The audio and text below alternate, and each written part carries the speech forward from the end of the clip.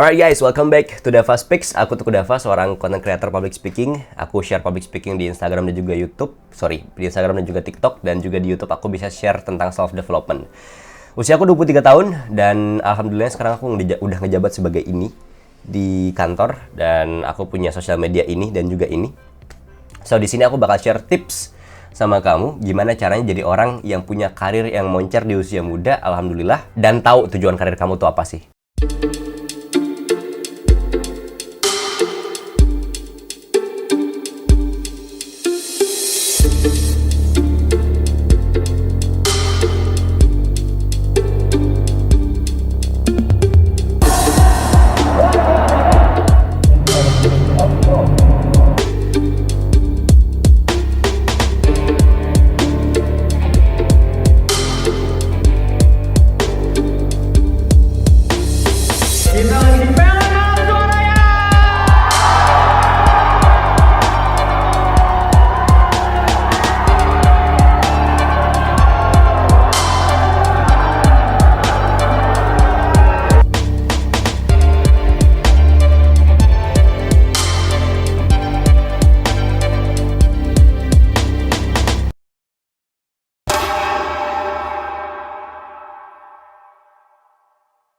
Oke, ngomongin tentang karir, ini adalah satu hal yang dikejar sama semua orang deh, gue rasa di usia muda ya. Either karir kamu di kantor ataupun karir kamu sebagai wirausahawan. Misalnya buat kamu yang bikin usaha. Gue yakin semua orang mengejar karirnya itu di usia semuda mungkin atau sedini mungkin.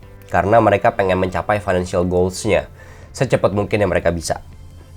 Ya, nggak muluk-muluk, gue juga ngerasain itu soalnya. Waktu pas zaman dulu gue ngerasa gue harus secepatnya sampai ke kondisi keuangan yang stabil sehingga orang tua gue, adik gue itu bisa settle, bisa santai hidupnya mereka. Gue ngerasa kayak gitu sih. Itu sebenarnya yang gue kejar dalam hidup ini sebelum gue nikah nanti. Dan ya alhamdulillahnya kalau sekarang ya udah dapet lah, tipis-tipis dapet lah kayak gitu. Dan gue yakin lu sekarang juga lagi ngerasain kayak gitu ya. Lagi ngerasain either itu nyari kerja atau mungkin lagi mau cepet-cepet naik jabatan atau lagi nanya gimana caranya sih punya karir yang on track for everything. Tapi semua hal yang bakal gue share di sini adalah perspektifnya gue pribadi. Ini konsepnya sharing dan gue nggak mencoba untuk menyombongkan diri sama sekali ya guys ya. Jadi apa yang menurut lu baik, lu ambil aja. Apa yang menurut lu nggak relevan sama lu, nggak usah dipakai gitu. Ketika lu mau menuju ke dunia profesional, misalnya buat lu yang sekarang lagi kondisinya kuliah semester 8, semester 9, atau semester 7 yang lagi skripsi, lu mau masuk ke dunia karir, lu boleh deh coba untuk cari tahu dulu sebenarnya tujuan karir lu tuh apa sih. Karena gini guys, lucunya adalah di Indonesia 80% lulusan S1 di Indonesia itu tuh bekerja tidak sesuai dengan jurusan. Contohnya gue akuntansi, harusnya gue jadi auditor ataupun jadi accountant gitu. Gue malah jadi seorang business process transformation manager kayak gitu. Padahal kalau dipikir-pikir ya, business process itu kan ranahnya teknik industri. Sementara accounting itu kan ya beda lagi ya. Jadi gue nggak nyambung gitu antara apa yang gue dapetin pas gue kuliah sama apa yang gue lakuin pas gue lagi kerja. Dan gue udah hadapin itu selama 4 tahun ke belakang sejak video ini dibuat. Jadi lu bener-bener harus tahu dulu tujuan karir lu tuh apa. Kalau waktu itu tujuan karir gue adalah secepat mungkin bisa naik jabatan dan kemudian bisa membantu orang tua gue. Itu tujuan karir gue. Makanya pada akhirnya gue nggak maksa diri gue buat jadi accountant karena gue tahu jadi seorang accountant atau auditor itu lumayan lama ya naik jabatannya menurut gue di perspektif gue. Tapi untuk jadi orang yang bisa cepat adalah cari apa yang dibutuhin sama industri. Waktu itu pas banget lagi pandemi COVID. Ya gue cari apa yang posisi-posisi di company yang memang seksi banget nih untuk pandemi COVID. Ternyata business process transformation one of the sexiest position ever di zaman sekarang. Karena semua company butuh efisiensi biaya, semua company butuh naikin revenue, semua company butuh untuk transformasi bisnisnya. Itu yang gue lakuin sekarang di company gue. Jadi dengan lu tahu tujuan karir lu tuh apa, lu bakal dapetin tuh yang namanya arah atau tujuan karir lu sendiri. Karena tiap orang tuh tujuan karir atau arah karir itu bakal beda-beda sesuai dengan kebutuhan lu sendiri. Ada orang yang memang dia berkarir tujuannya ya pengen cari pengalaman aja, pengen cari pelajaran aja sebelum dia keluar dan lanjutin usaha orang tua misalnya. Ada orang yang memang berkarir karena memang dia sandwich generation, contohnya kayak gue. Terus kemudian ada orang yang memang bekerja karena memang mereka itu suka aja buat bekerja. Atau mungkin dia itu ya udah deh cewek yang memang dia suka untuk kerja, terus ya udah yang penting nanti aku kerja, aku bisa menghidupi diri aku sendiri, bisa lepas dari orang tua. Ada juga yang kayak gitu. Jadi beda-beda tujuan, beda-beda cara orang untuk bisa menghadapi masalah-masalah dalam pekerjaan nantinya. Yang kedua, ketika lu bekerja, nah ini yang gue nggak dapetin waktu pas awal-awal gue bekerja, mencari keseimbangan antara kehidupan pribadi dan juga bekerja. Karena setelah gue sadari lumayan banyak waktu yang gue habiskan untuk bekerja. Kayak 3/4 waktu gue dalam satu hari itu gue pakai buat kerja, either itu ngonten ataupun kerja kantor ya. Jadi 9 to 5 gue kerja kantor, 5 to 9 gue itu ngonten. 9 to 11 gue biasa main game bareng sama teman-teman gue ataupun nongkrong sama teman-teman gue. Udah gitu 11 to 5 gue itu baru tidur. Jadi terlalu sedikit waktu tidur gue akhirnya. Yang sekarang bikin gue malah ngelokasin waktu tidur yang lebih panjang lagi dari waktu tidur gue yang sebelumnya. Sekarang gue bisa tidur 7 atau 8 jam satu hari, nanti gue bakal share tipsnya itu gimana. Untuk bisa dapetin waktu tidur yang cukup, walaupun lu bekerja keras, adalah lu harus tahu prioritas. Karena nggak semua hal harus lu lakukan dalam waktu satu hari. 24 jam itu nggak akan cukup kalau lu mau ngelakuin semua hal. Biasanya di otak kita, di kepala kita, apalagi kita kan masih muda ya, banyak banget hal-hal yang mau kita capai, mau kita gapai, mimpi-mimpi yang masih jauh banget di luar sana yang pengen kita dapetin. Tapi kita lupa bahwa waktu itu tuh terbatas dan kemudian kemampuan kita juga terbatas secara finansial, secara tenaga, energi, dan juga kesehatan fisik. Itu tuh terbatas banget guys. Jadi syukuri kalau misalkan kamu sekarang sehat banget, syukuri kalau kamu sekarang punya stable financial, terus syukuri juga kalau kamu sekarang kerja itu buat happy-happy aja tuh syukuri banget sih. Di samping lu bisa dapetin karir lu yang moncer ataupun di samping lu bisa cepet naik jabatan, lu harus perhatikan juga kesehatan mental lu. Karena kadang-kadang gini, anak-anak muda di Indonesia itu lupa bahwa dia terlalu banyak ngeliat hal-hal yang instan terjadi di muka bumi ini. Jadi lu kemakan konten, kita kemakan konten, gue juga kemakan konten dulu. Gue pengen cepet jadi manajer di usia muda, tapi gue lupa banyak banget resiko yang gue hadapi ketika menjadi manajer di usia yang sangat muda kayak sekarang. Apa itu? Yang paling utama adalah prematur. Jadi manajer tuh prematur banget. Kalau sekarang gue udah gak ngerasa prematur lagi. Tapi 2 tahun yang lalu waktu pas pertama kali gue jadi asmen, 2 tahun yang lalu pas gue jadi asmen pertama kali, itu gue ngerasa bener-bener prematur banget. Usia gue waktu pas jadi asmen itu usianya masih 21 tahun, FYI. Jadi terlalu prematur untuk seorang asmen dan kurang menyenangkan akhirnya. Gue nggak bisa dapet enjoyable life, gue nggak bisa dapet enjoyable journey of career. Walaupun pas gue jadi middle manager dan sekarang gue jadi EVP di company gue enjoy banget. Kenapa? Karena gue udah biasa aja rasanya. Jadi udah co-op aja sama semua cara kerjaannya dan juga pola pikirnya. Karena kan ketika lu masih muda, pola pikir lu tuh masih sempit guys, FYI. Jadi kita tuh masih sempit biasanya berpikirnya. Tapi ketika kita udah mulai mature, udah mulai dewasa, udah mulai usia 30, 35, gue rasa kita udah mulai punya banyak experience hidup yang akhirnya bikin kita tuh punya pola pikir yang lebih luas, lebih wide lagi angelnya ketika lagi berpikir. Yang akhirnya bikin gue ngerasa bahwa oh ternyata ya juga ya, nggak semua hal harus gue kuasai, nggak semua hal harus gue jadi expert di bidangnya. Dan ya gue serahkan pada ahlinya aja, yang akhirnya bikin gue tuh punya happy life sebagai seorang pekerja, content creator, pebisnis juga, dan juga orang yang lagi kuliah S2 juga. That's it teman-teman. Jadi time management tuh penting banget. Lo harus tahu kapan lo ngelakuin sesuatu, lo harus tahu kapan harus ngedelegate sesuatu. Gue pernah bahas tentang Eisenhower Matrix di video gue tentang time management yang di sini.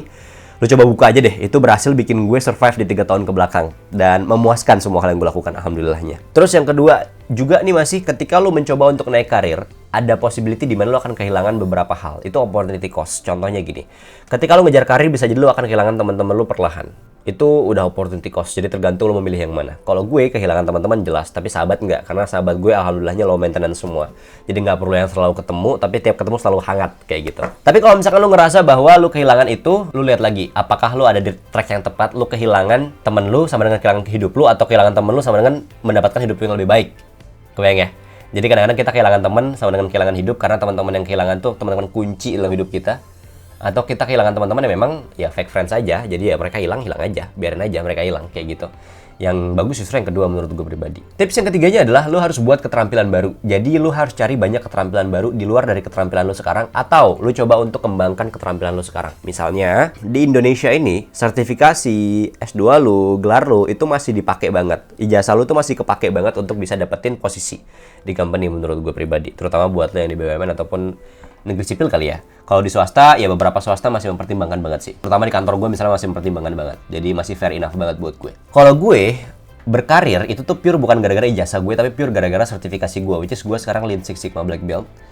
Jadi itu adalah sertifikasi kayak profesi gitu untuk seorang bisnis proses gitu, untuk lean management, dan kawan-kawannya lo coba googling aja apa itu lean management. Tapi intinya gue di posisi sekarang tuh gara-gara sertifikasi itu dan project-project yang gue lakukan. Jadi kalau misalkan lo seorang accountant, ya udah kalau lu mau lebih dipakai ya ambil aja PPAK misalnya, program profesi akuntansi. Terus kalau misalnya lu seorang orang manajemen, lu coba untuk ambil S2 manajemen misalnya untuk bisa naik karir lu lebih cepat lagi. Tapi itu nggak akan menjamin lu cepat naik karir ya. Ini disclaimer dulu. Itu akan membantu lu tapi belum tentu selalu necessarily mempercepat proses karir lu. Karena balik lagi ke performance lu di kantor otomatis. Ya realistis dong, performance di kantor akan ngaruhin posisi lu dan kecepatan lu untuk naik jabatan. Yang keempat yang lo harus lakukan untuk bisa naik jabatan cepat atau naik karir cepat itu adalah memperluas jaringan sosial dan profesional lu. Nggak bohong ya, jalur orang dalam zaman sekarang itu masih penting banget dan sampai kapanpun gue rasa akan selalu penting sih. Ke waktu pas lu lagi nyari karir, coba untuk banyak cari karir di mana alumni lu tuh ada, alumni kampus lu tuh ada. Dengan begitu mereka biasa akan lebih ngeliat, ya walaupun mereka tetap akan objektif sih, gue yakin. Seorang profesional yang sukses menurut gue pribadi adalah profesional yang tahu arahnya tuh kemana ketika dia lagi bekerja. Dan gimana caranya gue bisa tahu arah kerja gue kemana? Cari mentor. Nah ini penting banget. Ketika lu networking, lu akan mulai menemukan mentor-mentor yang lu bisa pegang. Jadi gue dari mulai jadi staff sampai jadi EVP sekarang, itu tuh gue punya mentor yang memang dia ngebantuin gue banget. Dia juga kerja di multinational company. Dan dia actively ngasih gue insights ketika gue lagi butuh. Dan dia itu mature banget ngasih insights menurut gue yang akhirnya bikin gue ada di posisi yang sekarang, yang gue juga berterima kasih banyak sama semua pihak deh pokoknya yang udah ngebantuin gue, yang gak bisa gue sebutin satu persatu. Terus untuk bisa dapetin karir yang moncer, selain lu punya mentor, yang kelimanya adalah meningkatkan produktivitas lewat tadi time management, atau enggak lu coba untuk lihat deh, bikin to do list deh tiap hari. Bikin to do list aja yang penting, yang mana yang harus lo lakuin dalam satu hari.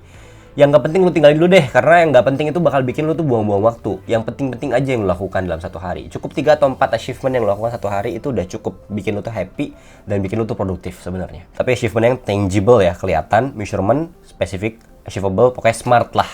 Metode SMART. Ini yang bukan satu yang terakhir deh, untuk bisa naikin jabatan lu dengan cepat. Mengambil resiko. Nah, banyak banget orang Indonesia yang takut buat ngambil resiko. Gue selalu bilang sama teman-teman gue, bro, usia kita sekarang itu adalah usia saat kita harus ngambil resiko. Kenapa? Karena kita gagal masih ada yang backup. Ini jadi buat lo yang kalau misalkan gagal masih ada yang backup, orang tua, lo ambil deh resiko itu sebanyak mungkin. Karena kalau sekarang gue nggak mungkin gagal lagi. Nggak boleh ada celah gue untuk gagal karena orang tua gue udah lumayan punya dependensi sama gue sekarang. Jadi nggak boleh lagi gue udah gagal. Tapi kalau misalkan lo ngerasa orang tua lo belum punya dependensi atau keluarga lo belum ada dependensi sama lo, coba cari deh jatah gagal sebanyak mungkin. Misalnya kayak bisnis, gue udah bikin 7 atau 8 bisnis yang gagal, yang akhirnya sekarang ada satu bisnis namanya Ungkarl yang lumayan berhasil alhamdulillahnya. Walaupun belum profitable amat, tapi at least bisa bikin gue jajan lah tiap bulannya. Yang terakhir nih ya, lu coba untuk menjaga mentalitas pertumbuhan. Dengan lu ngambil resiko, lu harus punya mental yang kuat. Ketika lu ngambil resiko, berarti lu siap untuk jadi orang yang probation lagi di company baru.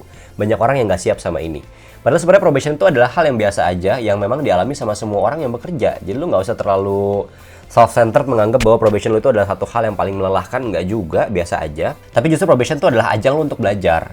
Apalagi kalau kita fresh graduate, nggak usah takut sama masa probation karena company juga nggak expect banyak banget kok dari lu. Company expect-nya itu adalah lu bisa belajar aja dan lu bisa melakukan tugas-tugas administratif yang memang bisa ngebantu company itu. Kalau menurut gue pribadi kayak gitu. Jadi mentalitas tumbuh itu tuh penting banget. Lu harus tahu bahwa ketika lu gagal, disitulah lu belajar.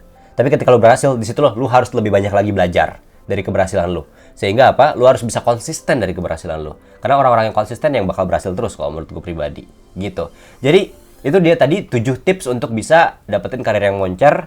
Ini lagi-lagi sharing, yang menurut lo bermanfaat lo ambil, yang nggak bermanfaat buat lo ya udah lo keep aja buat diri lo sendiri deh. Thank you banget, we'll see you on the next video.